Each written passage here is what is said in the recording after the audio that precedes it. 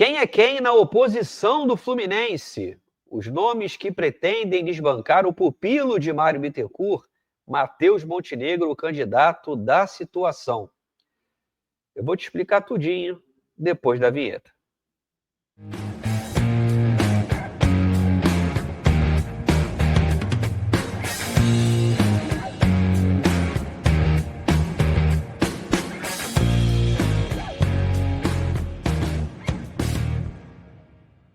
Bem-vindo ao canal do Leandro Dias. Aqui eu falo sobre futebol com foco em Fluminense, chegando a 10 mil inscritos. Eu conto com a sua participação, se inscrevendo no canal e também, claro, deixando o like aqui no vídeo. Aproveite para compartilhar com seus amigos também que gostam de futebol, são torcedores tricolores, para que a gente aumente a nossa comunidade. Avalie também a possibilidade de se tornar membro do canal, são 2 planos disponíveis, você dá aquela força e recebe benefícios.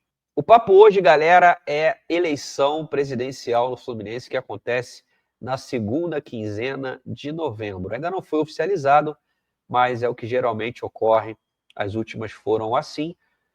O Fluminense já tem um candidato de situação, divulgado pelos veículos de comunicação, Matheus Montenegro, vice-presidente geral da atual gestão Mário Bittencourt, concorre pela primeira vez, surpreendendo ninguém. Todo mundo já esperava que o Matheus ele se lançasse candidato para dar continuidade à gestão Mário, que já está aí no poder há 6 anos, mais de 6 anos, né?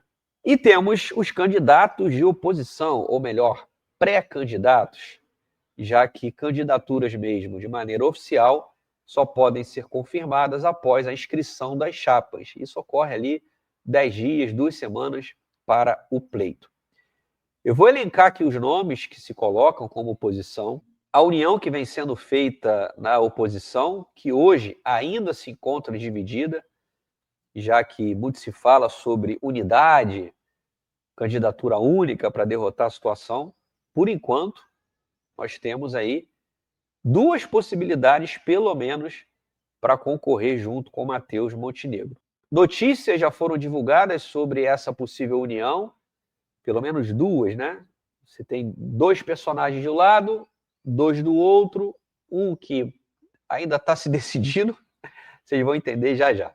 Vamos lá, galera. Primeiro quero falar sobre Ademar Arraes. Para quem não sabe, é advogado, já participou da gestão Peter, foi dirigente na gestão Peter Sinsen, no começo dos anos 10, né? Na última eleição de 2022 também foi o primeiro a se arvorar para ser candidato, mas não passou disso.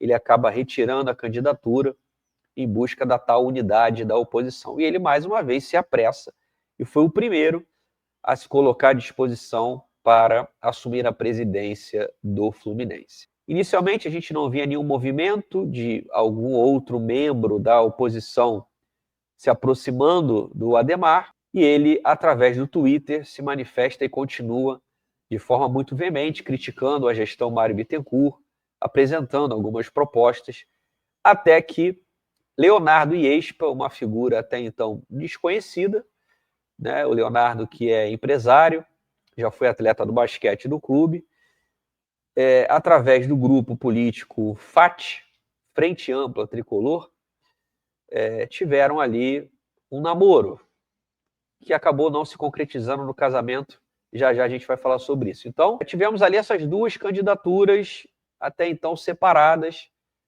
cada um colocando as suas ideias, suas propostas e, claro, muitas críticas à atual administração Mário Bittencourt. Acontece que, recentemente, o grupo FAT, que se coloca como oposição, rompeu com o Leonardo Iespa.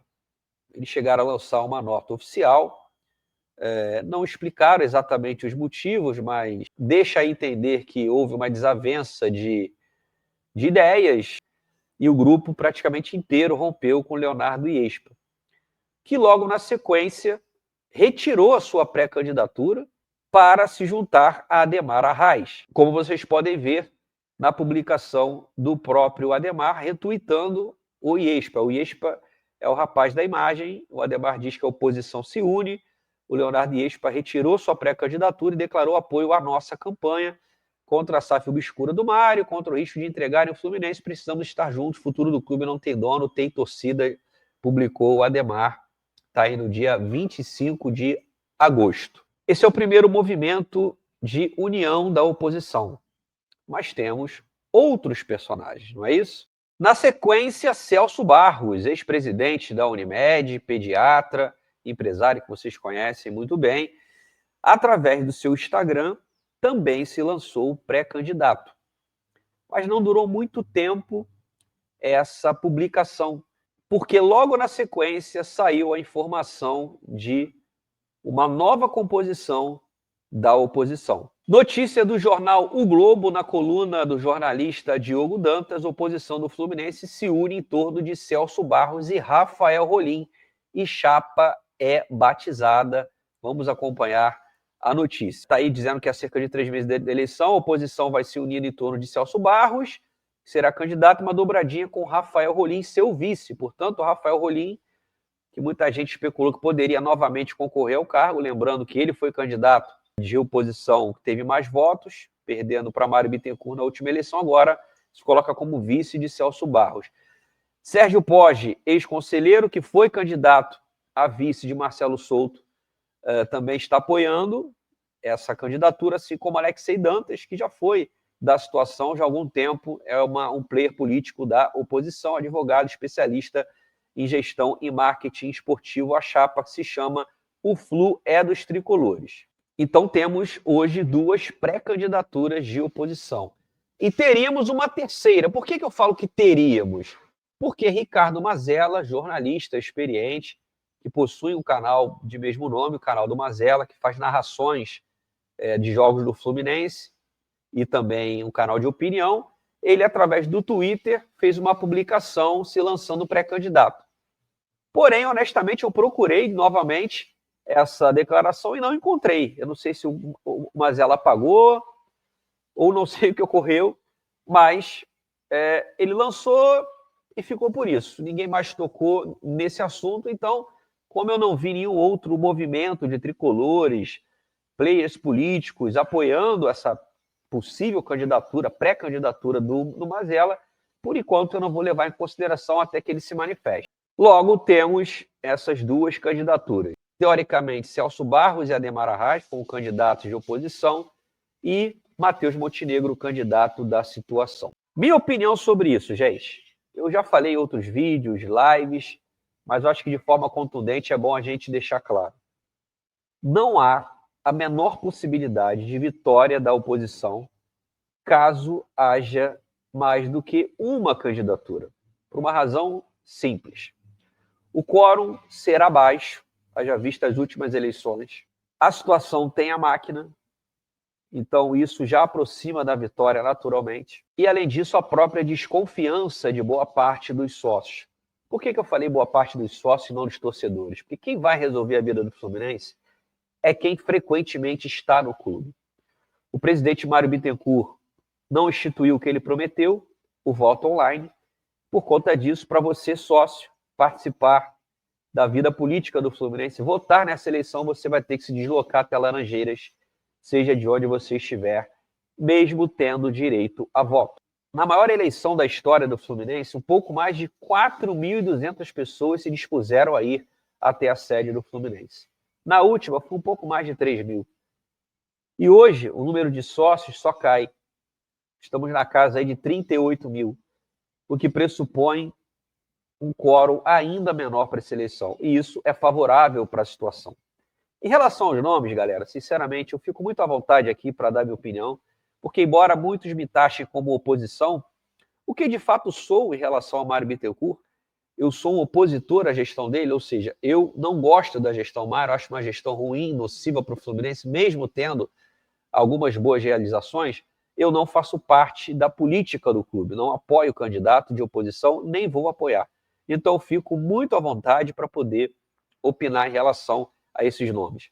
Já disse outras vezes, de todos esses personagens que apareceram, o nome do Rafael Rolim é o que mais me apetece. Me parece ser o mais sério, é o que tem melhores ideias, postura, e acredito que poderia ser um bom nome. Mas ele vem como vice-presidente do Celso Barros, uma figura que eu respeito, que tenho gratidão pelos serviços prestados pelo Fluminense, mas que hoje politicamente está muito mais enfraquecido, seja pela sua condição de saúde mais debilitado.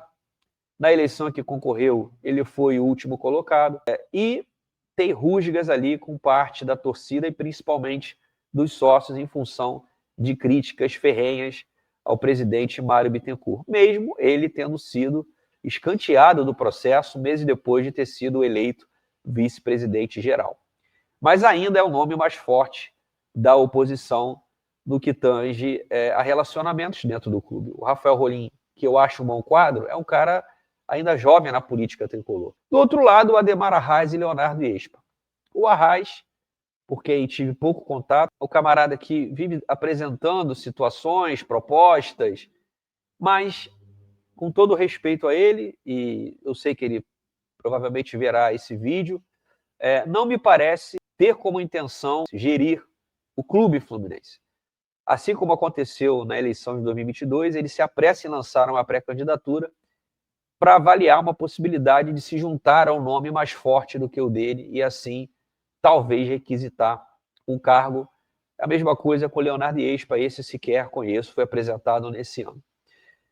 Então, eu acredito que, em determinado momento, se a oposição deixar suas vaidades de lado, o ego, que é algo muito grande nesses momentos, talvez ela se una em torno da candidatura do Celso Barros, que, repito, embora seja um leão sem dente, como muitos ainda consideram, ainda ruge.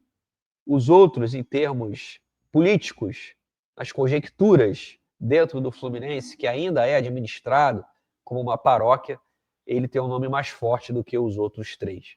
Inclusive o próprio Rolim, que, repito, me parece ser o nome mais preparado. Mas o que eu acho que vai acontecer? Acho muito difícil, muito improvável o Matheus Montenegro perder essa eleição. Vamos lembrar que Peter Cisse foi reeleito com o time rebaixado. Só não foi por conta dos erros de Portuguesa e Flamengo.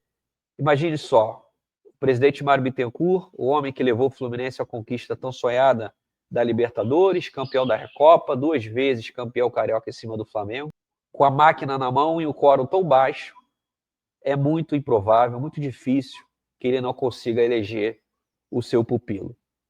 Seria salutar a troca de poder, mesmo tendo muitas dúvidas em relação aos nomes que hoje compõem a oposição. Mas para o Fluminense e para qualquer clube, é sempre importância a alternância de quem vai gerir o clube nos próximos anos. E você, o que pensa sobre essa eleição do Fluminense? Acha que são favas contadas? Matheus Montenegro vai levar? A oposição tem força para poder reagir? O que você pensa dos nomes que hoje compõem a oposição? Você confia nessas pessoas? Coloca aqui nos comentários, vamos debater, mas não sem antes de deixar o like aqui no vídeo e a inscrição no canal. Um forte abraço, galera. Até a próxima. Saudações tricolores. Valeu.